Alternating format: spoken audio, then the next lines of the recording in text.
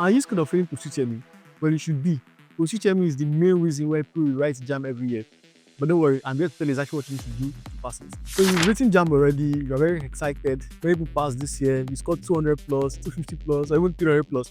And now you want to just relax and rest after 3 months of reading. Well, that's the trap many people fall into when they're about to write post-UTME. And post-UTME now comes like a ghost to come and kidnap you and make you write JAMB again. Well, the thing is that post-UTME is very, very important, just as JAMB is important. JAMB is just about 50% of your entire mark. Post-UTME sometimes is the other 50%, or you might take a very high percentage from the remaining 50%. So post-UTME is just as important. Even though I agree that after writing your JAMB, you should have a little bit of rest, but don't rest too much. Start your post-UTME immediately. Post-UTME can be the difference between you gaining admission or losing admission this year. Many people that I know scored very high in JAMB, but because of they were very relaxed, they decided to go and focus more on doing other things instead of reading. And because of that, they missed out on getting admission because of the failed woefully in their post-UTME exam. And so reverse is the case. Some people that never scored that high in JAMB, but they locked in their post-UTME and they were able to get an admission ahead of those people that even score higher than them in JAMB. So what does that tell you? Post-UTME is very, very important as well. But here are the shocking things about post-UTME that nobody is going to tell you, but I'm going to tell you so you pass your post-UTME exam just as you passed the JAMB exam. Before I go on, make sure you like this video right now and subscribe if you want to see videos like this, because it's that subscription that you guys are giving me that's helping me to continue making these videos. So please like and subscribe, and let's get right into the video. The funny thing is, post-UTME is not about intelligence. I told people about the same thing in JAMB. Post-UTME is not about intelligence, just as JAMB is not about intelligence. It's about early preparation and smart study. Now, the difference in post-UTME and JAMB, I can tell you guys, is that JAMB usually focused more on past questions. I know I've told you guys a lot. Study past questions, practice past questions is very important. But post-UTME, one thing I noticed in post-UTME is that it is not as focused on past questions. Like for most schools I've seen, their past questions is not usually a reflection of the real exam. So the difference in the post-UTME and the JAMB exam is you need to start early for post-UTME. There is no shortcut. You need to start early because the past questions can never save you. I don't have flashcards for post-UTME that will save you. You need to start early. There's no two ways about it. Let me tell you a story of somebody that I knew that scored 336 in JAMB, but decided to go and write OAU post-UTME. Now, he scored 336. He's very excited. Yes, he's going to get admission for sure. Like, which course can he go for that? You do not give him admission with 336. But the thing is, he did not start preparing early for post-UTME. And what about OAU post-UTME is that it is not easy. It's just very difficult. All right. Now, the guy just started preparing very early for the post-UTME exam. And you know what happened? In UI, their post-UTME is 40%, and the guy didn't even get up to 20%. No, I think he got like 15%, and that was not enough for the pass mark. So even though his aggregate was a bit high, he wasn't able to get any course because he wasn't able to pass the threshold for post-UTME. Just like how in JAMB usually do their policy meeting that will release the cutoff mark for universities and for Polytechnic, which is 100 and 140 for last year. Schools also set their own post-UTME cutoff mark. I'm not sure if all schools do it, but I know of Unilag and OAU, they set post-UTME cutoff mark. So the guy did not make the cutoff mark for OAU, and that's why his JAMB score wasted. I'm sure the guy wrote JAMB again this year. So if you don't want to be like that guy, start preparing now. And that's the good thing about post-UTME. When you start early, you're actually rewarded. There's nobody that will be like, okay, I started preparing one day for post-UTME and I still crushed it, or this person cheated, which is actually one big problem in post-UTME. People cheat. But starting early has its rewards. Start preparing early for post-UTME. Now that you're ready to start preparing for the post-UTME early, what are some things you should do as you start preparing for your post-UTME? Now, the first thing you should do is research about that school. You're going to Unilag, you're going to UI, you're going to OAU, you're going to which other school does post-UTME again? I think IMSU, DELSU, RSU, they're doing post-UTME. You're going to those schools, but you don't even make any effort to research. You just continue to do your past questions from JAMB. Wrong. You need to make a research, figure out how does these schools conduct their post-UTME.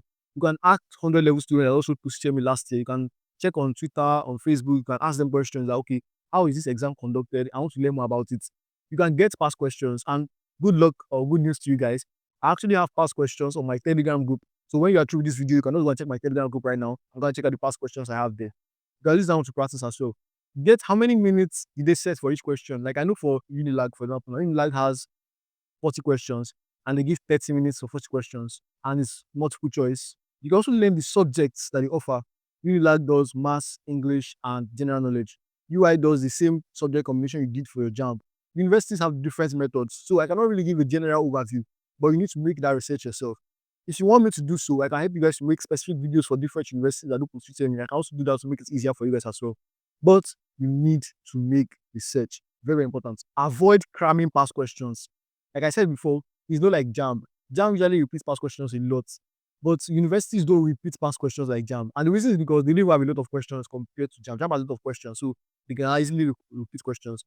But universities don't have a lot of questions. So what should you do? You need to learn how to use past questions effectively. It's not about cramming the questions, it's not about cramming the answers. When you see a question that's very difficult for you, open your textbook and learn that topic very well. Understand how that topic sets questions, how they can set questions for that topic.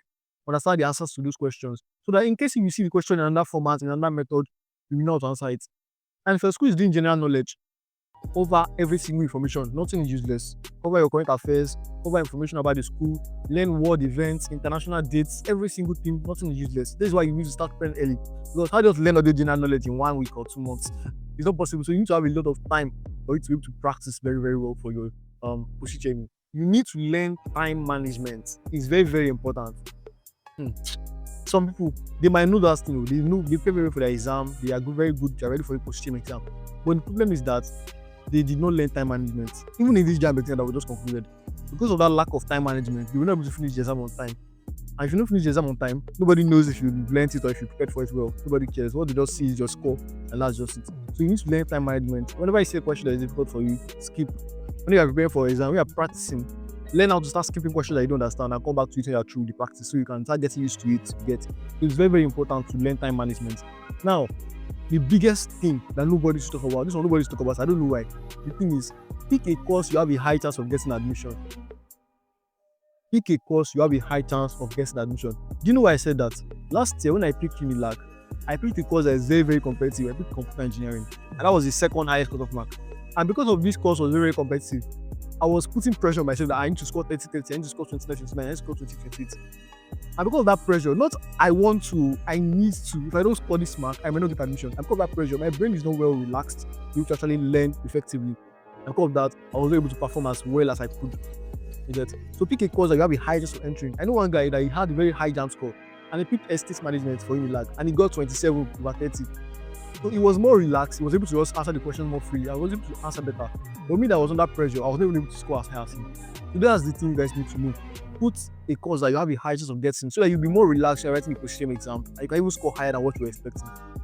And now, another thing that might look opposite to what I just said now, and that thing is you need to aim high. And I just said that if you are aiming high, the difference between this thing now is that the first one, you need it, like you need 28 to get that course. You need 30, you need 100% to get this course. But this one, you don't need that score, you just want to get it. And aiming high is very, very good. I told you guys when we were writing JAMB that you need to aim very high. And some of you that know, I aimed for 365 over 400 in JAMB. That's what I aimed for. And I got 355. And many other people like that aim very high in JAMB, they were able to score very high as well. When you aim high, you're only telling your brain that I cannot be playing, I have to be studying right now. That's what you're telling your brain, you aim very high. So when you're writing post-UTME, ensure you aim very high, regardless of the course you're going for, regardless of your combination, aim as high as possible.